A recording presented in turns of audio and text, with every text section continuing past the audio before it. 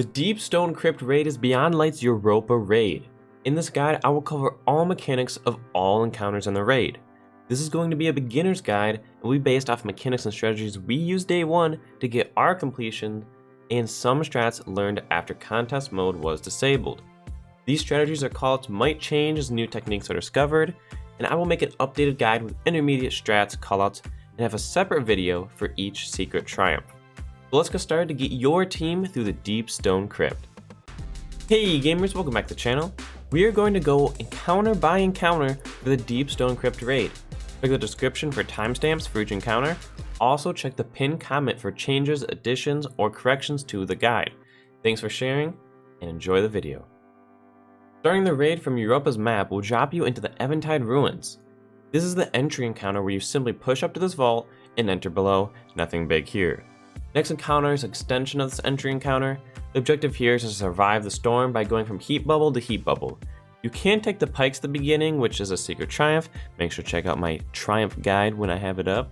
Or you can just summon your own sparrow and zoom.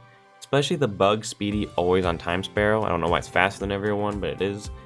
This is a rough sketch of the pathway you have to take to the end. Just follow the lights, wait in the heat bubble so the frostbite wears off, and then continue forward. Once at the end, you just defend the final bubble from the brigs and enemies, proceed into the door behind you, and follow the corridors to the next encounter. Some helpful tips here is there's a secret chest and a cheese. The secret chest is located up here at the end of the bubble. The cheese is putting your sparrow outside the bubble and standing inside the bubble and jumping on.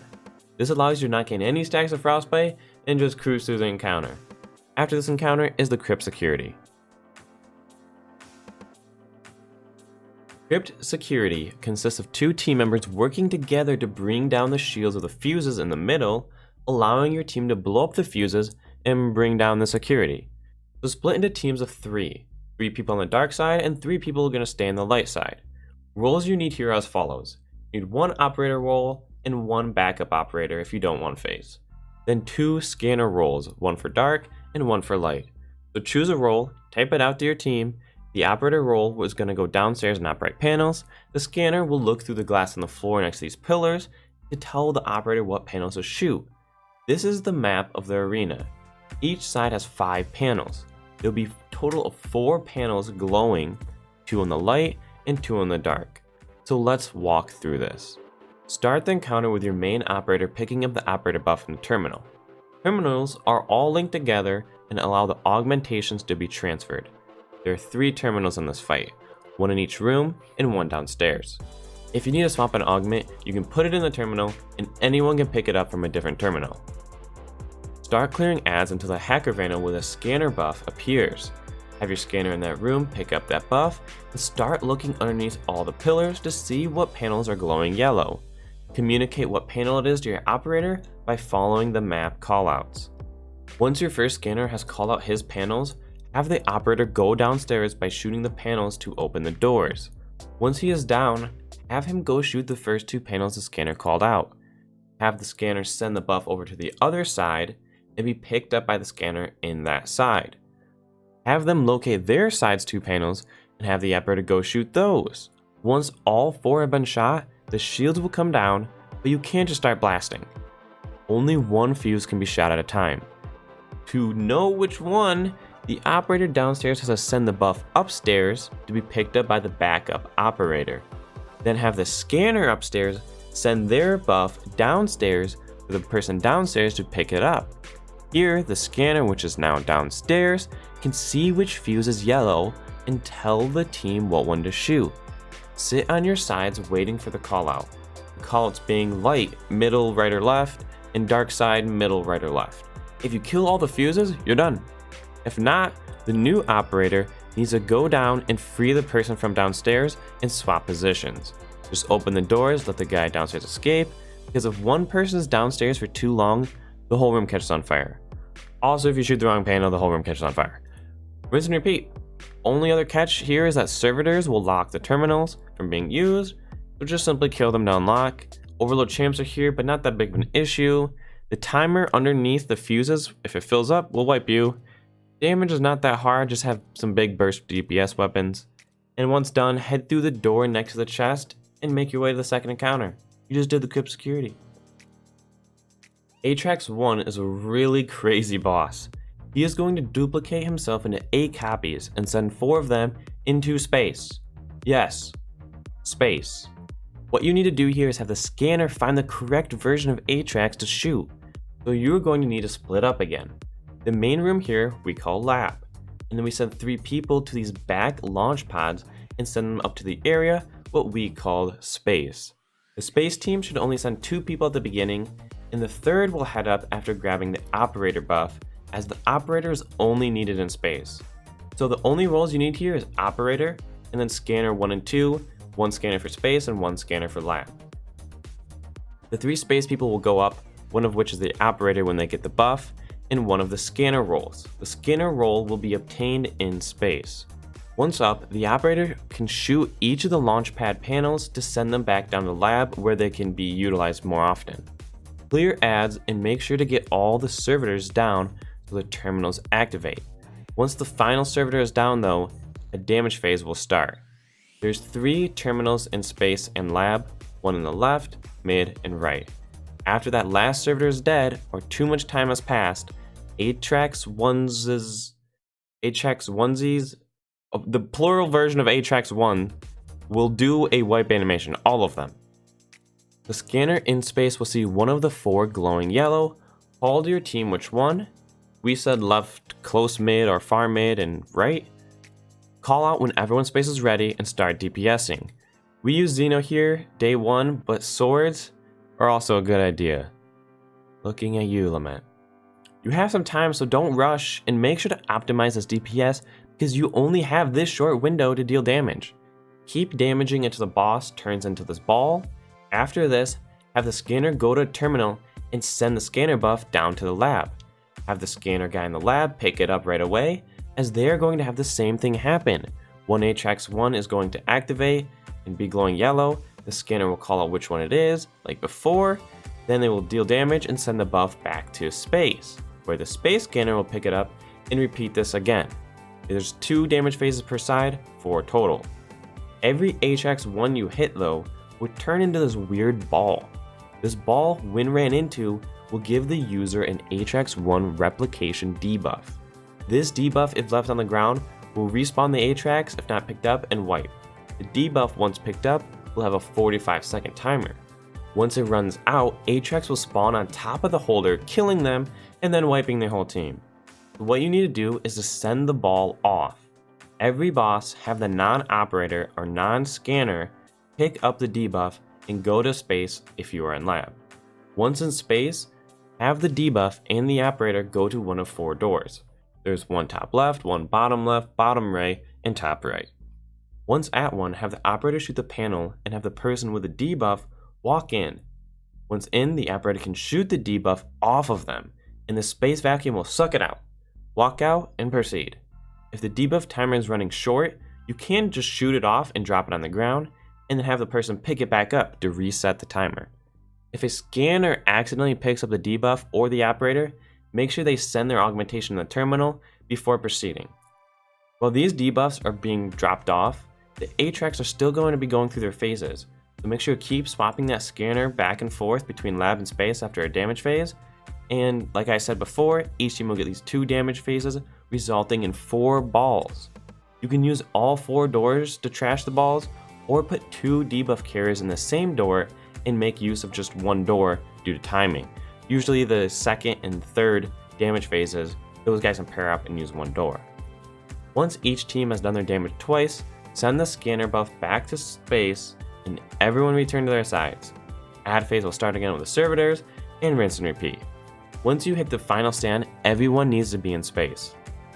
All 8 Atraxes will be here, and the scanner will call to the whole team this time which one to hit.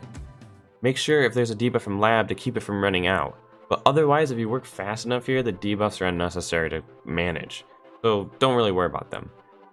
Once killed, the encounter is over and you proceed through the top right door to the jumping puzzle.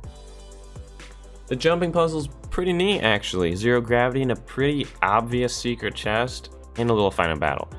Just follow the path, I'm not going to waste your time here. After the jumping puzzle, continue until you enter the next encounter.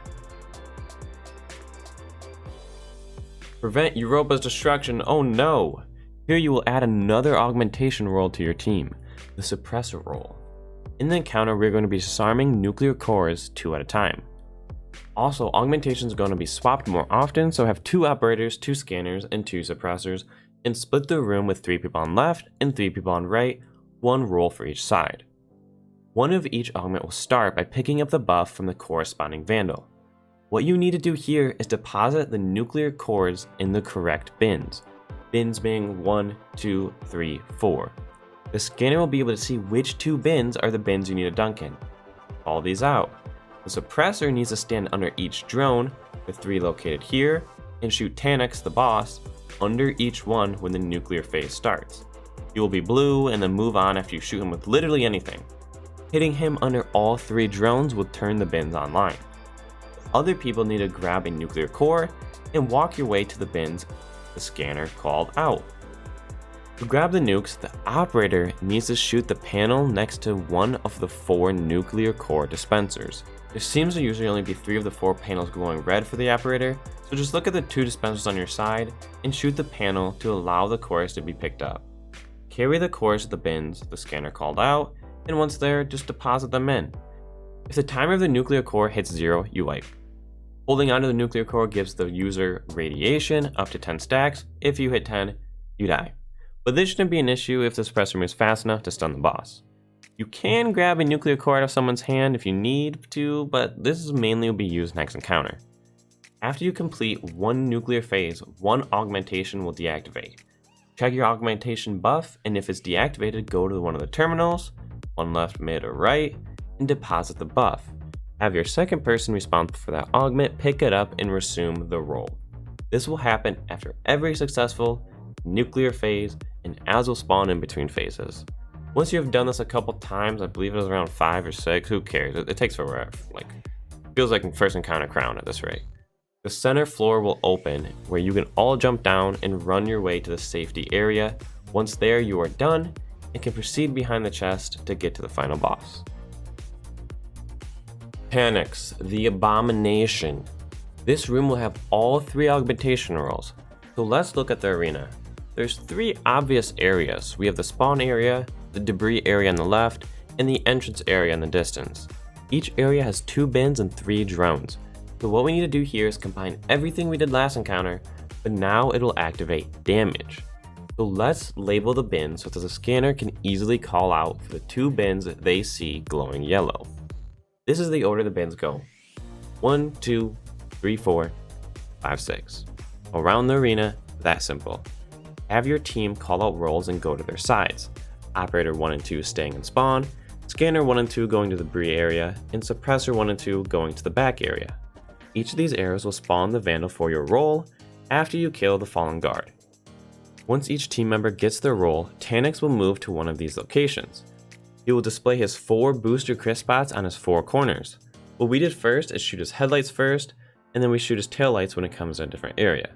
So shoot his headlights while dodging his meteor showers. Once broken, they drop a nuclear core, and have your 2 scanners pair up and take one of them to one of the bins the scanners called out.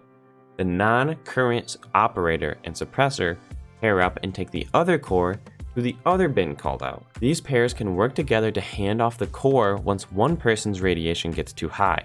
The suppressor needs to stun the boss by standing underneath the 3 drones surrounding the boss and shoot him, but only do 2 and wait for the 3rd. Meanwhile, the 2 teams carrying the nukes will be trapped. The boss will send on a wave and trap one of the teams. The operator will need to keep their distance and will free them by shooting that purple sphere. After the 2nd trap, the operator will free them and call it to the suppressor, second break. This will allow the suppressor to shoot the boss underneath the final drone and stun the boss, allowing the bins to come online. Once that final shot from the suppressor goes off, an augment will be deactivated. We wait for this because if the operator gets deactivated before the 2nd trap occurs, it turns into panic mode. So wait till the 2nd break for the suppressor to shoot from the 3rd drone. Once both duos deposited the cores, have the deactivated person switch with their partner and proceed as before. The boss will go to another area, shoot the taillights this time, and the 2 duos will carry the cores. The suppressor will do his job under each drone, and the operator will free 2 people and call them out to the suppressor. Once all nukes have been dropped off, and the deactivated team member swaps with their partner, the boss will go to the center. Time for damage. Group up around this pillar and wait. The boss will spawn a storm bubble that you can't shoot through. Shrapnel flies around this outer level too. Spawn a War to Dawn with everyone in it and jump over that shrapnel level into this middle area. Don't stand so close to the center as it's shocking. Sit here with a well or rift and damage the boss. We use Divinity here, and as of right now, I believe slug shotguns work really well. Hit the Divinity cage for the crit. Anarchy or Sniper here works great too, but halfway through the boss will boop everyone out. Run through the bubble and jump back in to keep dealing damage. Once he is done, keep dealing damage until the numbers stop. Go to your sides and repeat. Make sure all augments are up and no one has a deactivated augment still. Repeat till you bring him down to his final stand threshold. Here he'll just teleport around the arena and drop his meteors again. Dodge them whilst dealing damage.